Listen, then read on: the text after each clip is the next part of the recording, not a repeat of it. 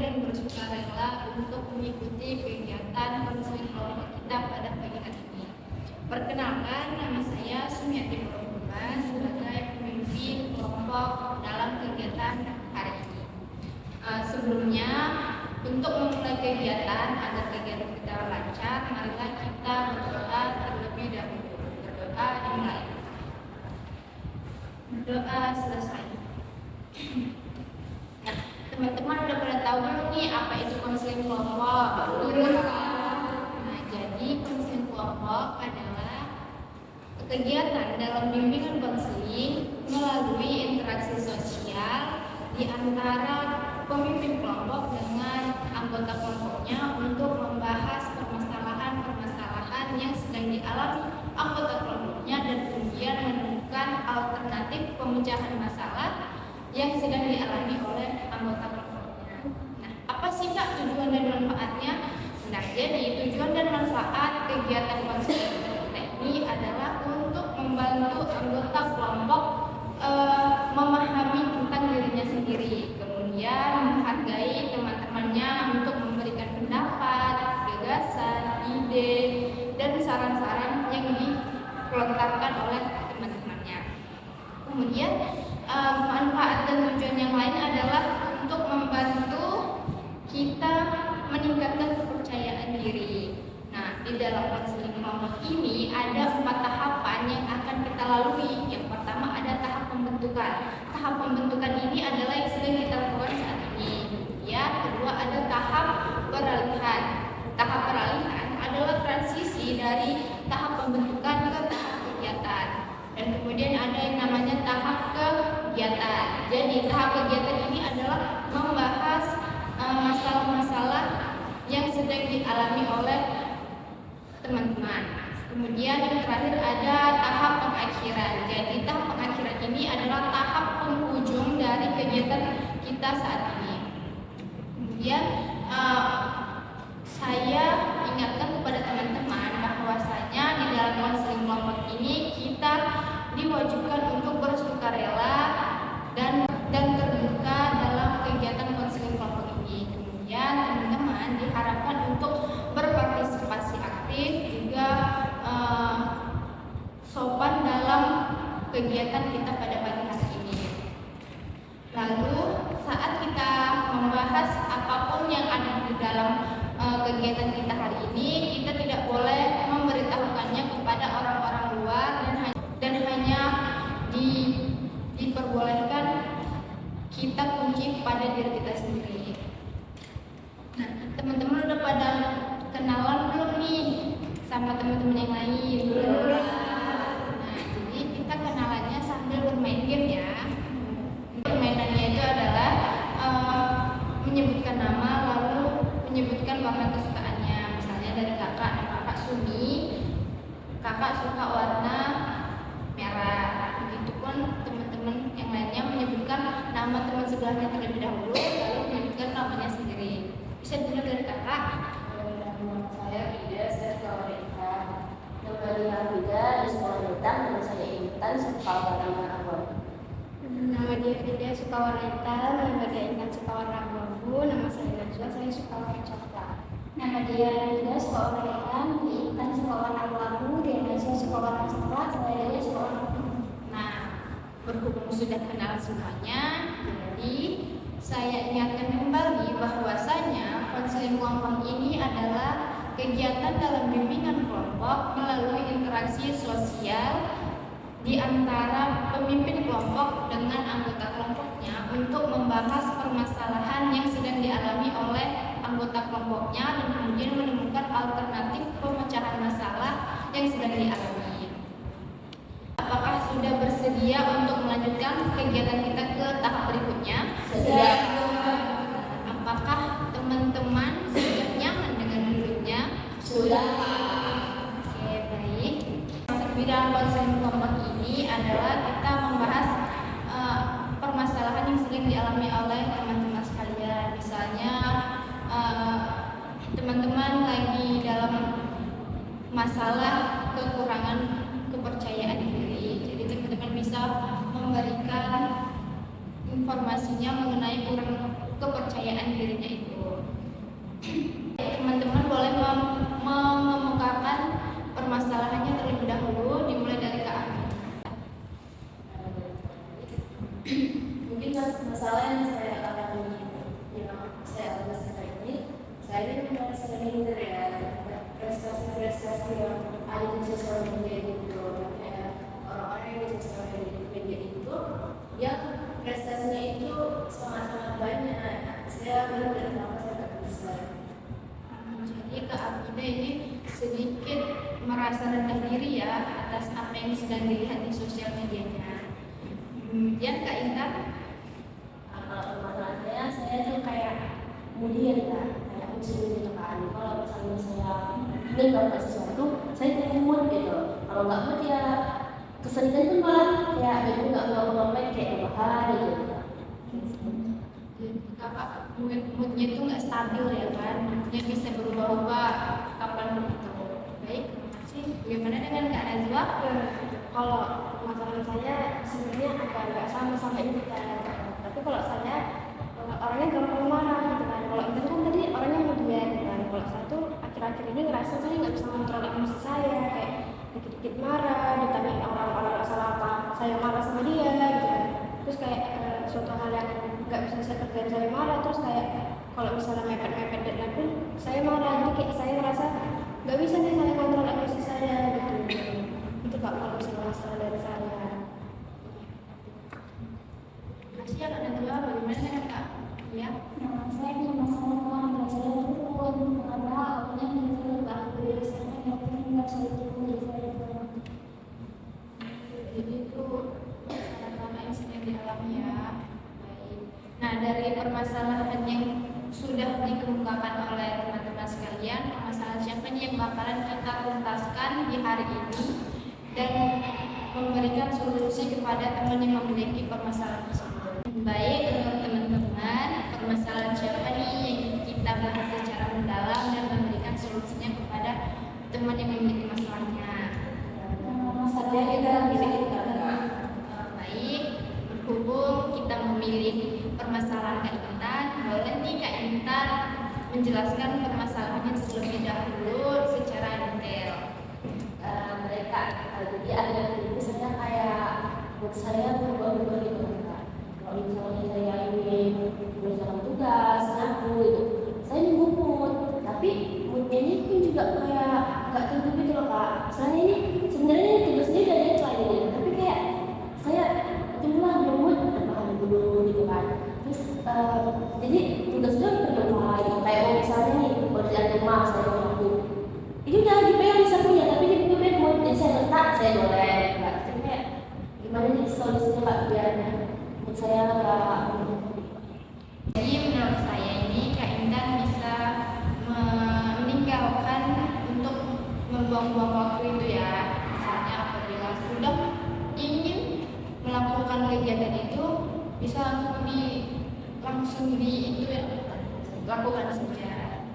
Menurut teman-teman gimana nih pendapatnya mengenai permasalahan yang dihadapi oleh Kak Intan? Bisa dimengerti ya?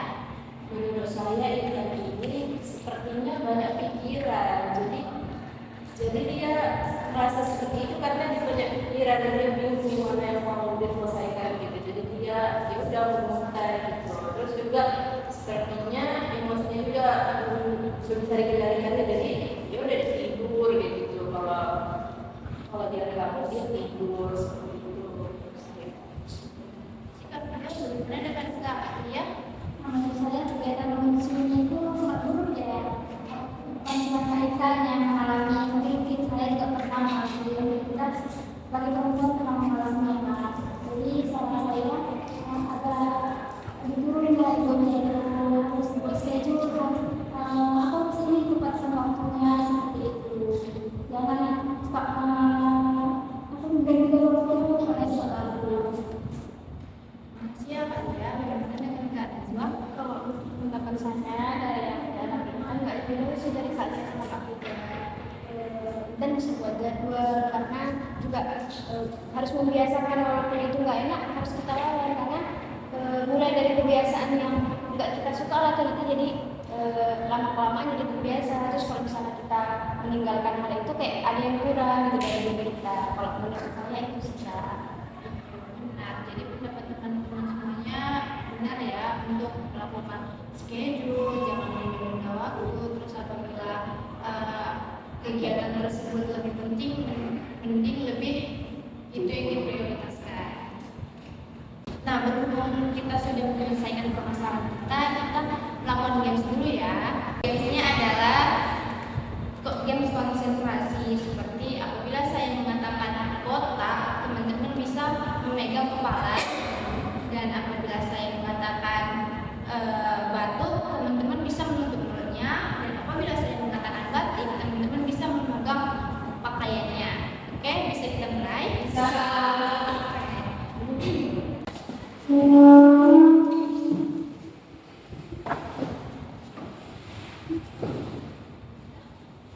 Nah, jadi kita mulai ya teman-teman. Batuk, botak, batik, batuk, batik, botak, batik, batuk. Oke, terima kasih.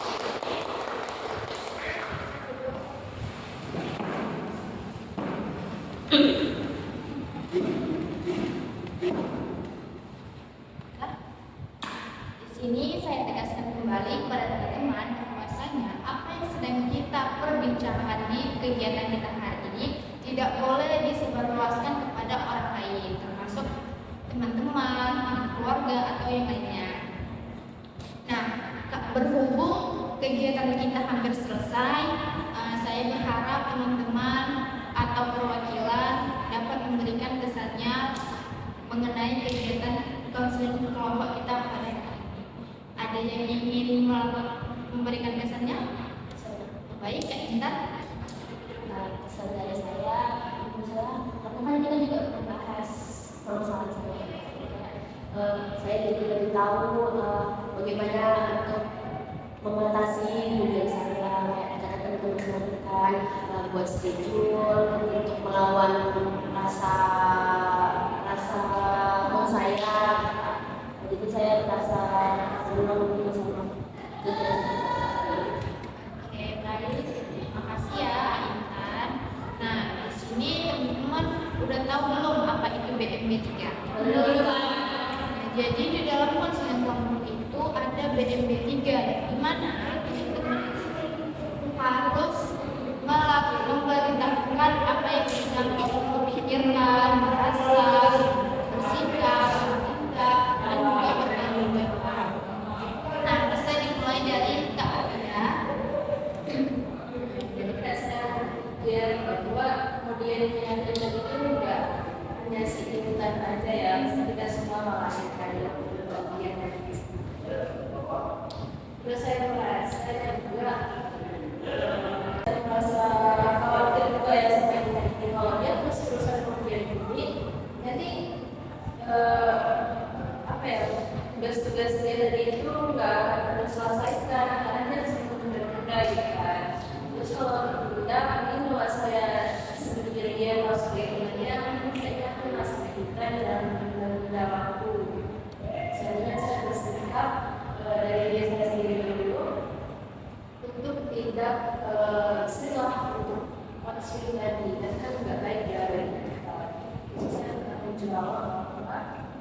Saya bisa bertanggung jawab dengan masalah ini kapan saya memang tidak harusnya menuntut pada keadaan tertentu. Terima kasih Kak Adia.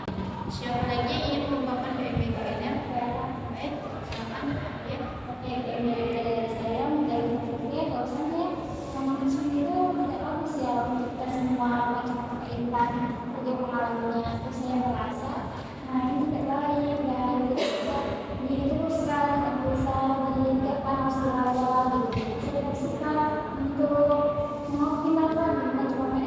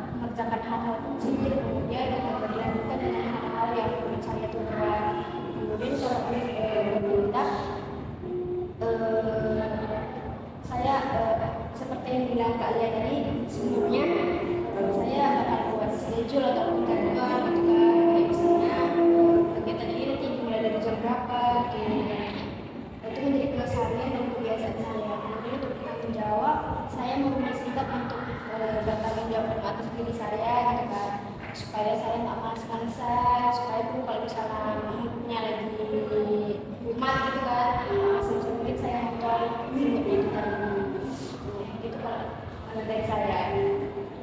Aslinya kan Kak. Selanjutnya Kak Intan.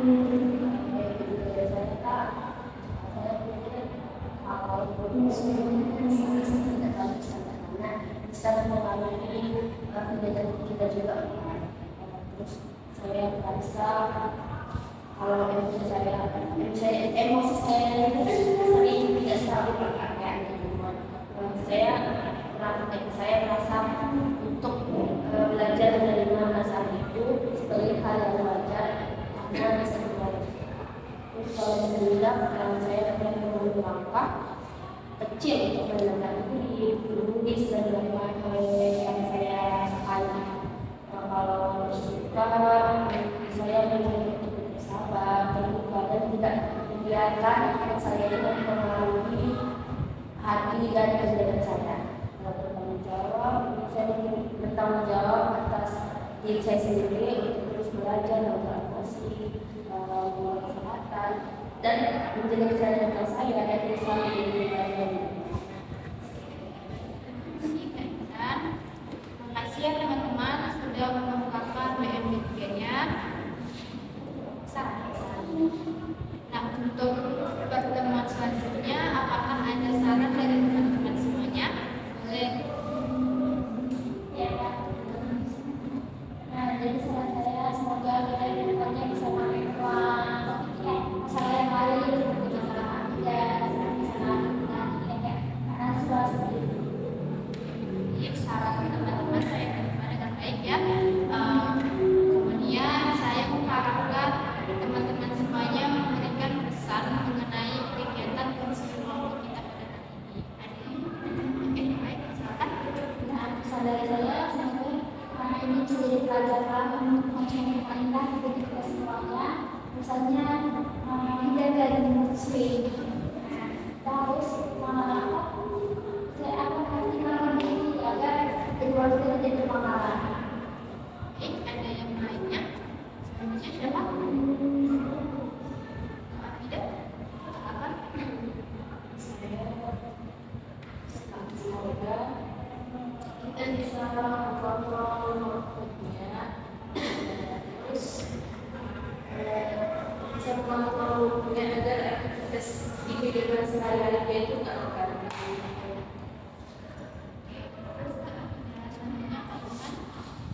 pesan saya untuk diri saya sendiri agar tidak terus menuntut biar sesuai dengan dan saya akan membuat schedule dengan Kak Aceh apa saja yang saya lakukan agar saya berurutan dengan schedule saya dan